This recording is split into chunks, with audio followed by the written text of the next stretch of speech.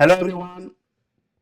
In this lecture, we want to study functions from standard libraries. In the previous lectures, we learned the three other types of functions in Python, including built-in functions, user-defined functions, and anonymous functions.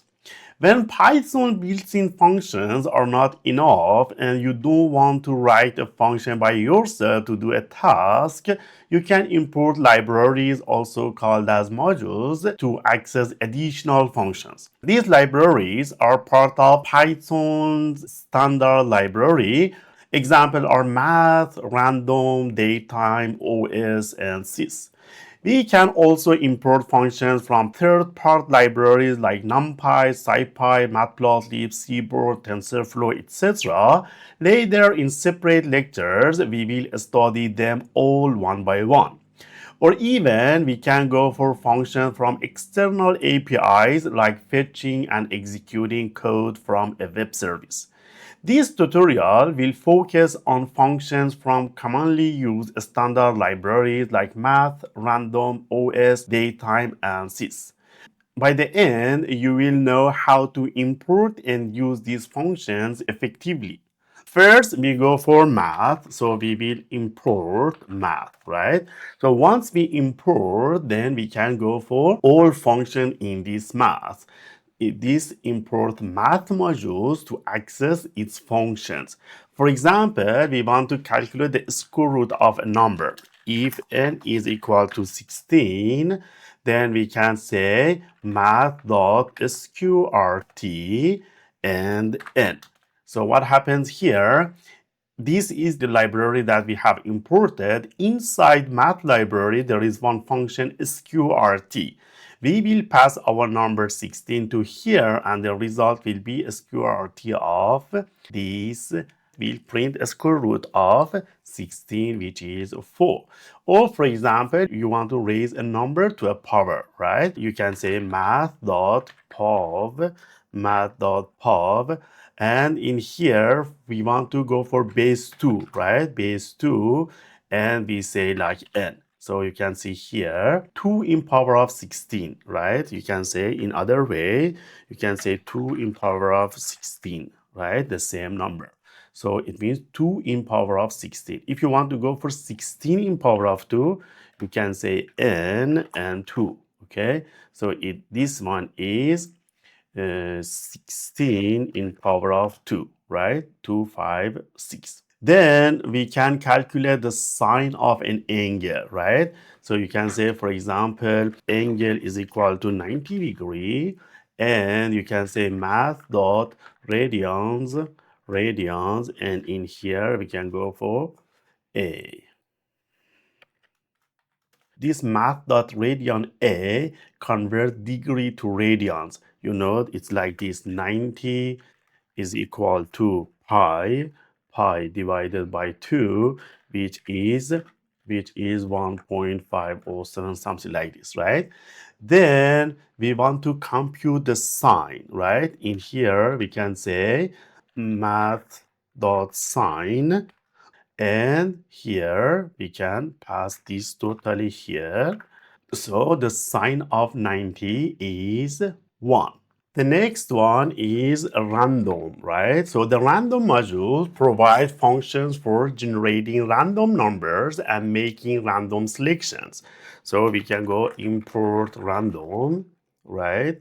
Then we generate a random integer. For example, I is equal to random dot rand it, and 1 and 20, for example, right? Random has no integer, rand int, right? So then what is I? 16. So every time you call this one, it will generate some number randomly, right? Every time randomly generate one number between 1 and 20. Or, for example, we want to pick a random item from a list. For example, we say L is equal to like A, B, C, and D, right? Then we want to randomly select one of them. We say random dot choice and L. So randomly it will take something B, C, B, right? And the probability of each one is equally likely. Or you want to shuffle a list. For example, we have a list of number, right? 1, 2, 3, 4, 5, 6. And in here we want to shuffle, right? We say random dot shuffle n, right? So it means this time n will be different, right? So every time the order will be changed. This shuffle will reorder the list in place, right? Then another one is OS. So this OS module let you interact with the operating system, such as managing files and directories. So we can say import OS. And in here, for example, I want to get the absolute path of the current working directory where my notebook is located. So I can say os.get cwd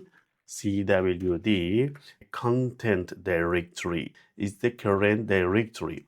Or I can list whatever I have in this directory, list dir, and from here I can say like this directory. So in here I have config and sample data. Then I can say, for example, I want to create a file path. I can say, for example, file name is equal to like example.txt dot text. Then here I can say eos.path.join, and I can say current directory. So let's name this one as current directory, current directory. And in here I can say join current directory and if underscore name, right? So this combines path components using the correct separator of slash, right? Then I can go for date and time. So I can say import date time, import date time. Then I can get the current date and time. So date time dot date time now, right? So problem date time now. So it is today is 27 March 2025, and this is the time. Let's put in print. So 27 3 March 2025, and it is 8/24/17. Or you can get today's date, right? I can say like print date time, then I can say date, then I can say today, right? So it is 27th of March 2025. Also, I can calculate a future date. For example, I can say, for example, J is equal to date time dot time delta, and days equal to, for example, 7. Then I can say today, let's define today as now.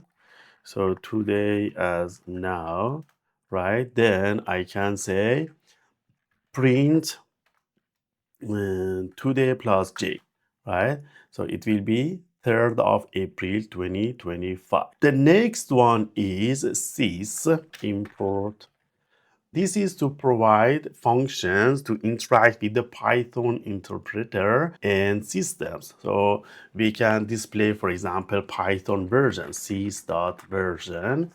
So it says 3.11.11, right? We can access command line arguments like sys.rgv is a list of arguments passed to the script. For example, we say print sys.rgv. So this is, list of arguments that we have. So let's combine functions from multiple libraries to create a simple program. So we already imported OS, we already imported random, and we already imported date and time. So for example, we can say base dir is equal to os.getchw, and then in here we retrieve the current working directory. Then we get the current date and time. So for example, we say current date is equal to date time dot date dot today, right? Then we generate a random number. So we can say random number is equal to random dot rand int, and from 100 to 999. So this is pick a random 3-digit number. Then we create a unique file name, like file underscore name is equal to like f, then report underscore current date, then random number, right? This combines date and random number into a string. We go for full path. Full path is equal to os.path.join, and here we get base directory and file name. Using os.path.join, we build the full file path. Then we want to simulate creating a file, just printing here. So we say print generated file path is full path, right? So one problem here, just CWD, sorry. So we say, you can see here the output generated file path is content report 2025 327, and this is a random number 518. So in this lecture, we studied how to import functions from standard libraries. Functions from imported libraries vastly expand Python's functionalities. For example, math for mathematical computations, random for random selection and numbers, OS for file and directory operations, datetime for date and time manipulation, Sys for system level interactions. To use these, always start with import library name, like import sys, import math, import random. Then experiment with these in your projects, like combine them with built-in functions for even more power. Let me know if you have any questions by leaving a comment below this video. Thank you very much for your attention, and see you in the next lecture.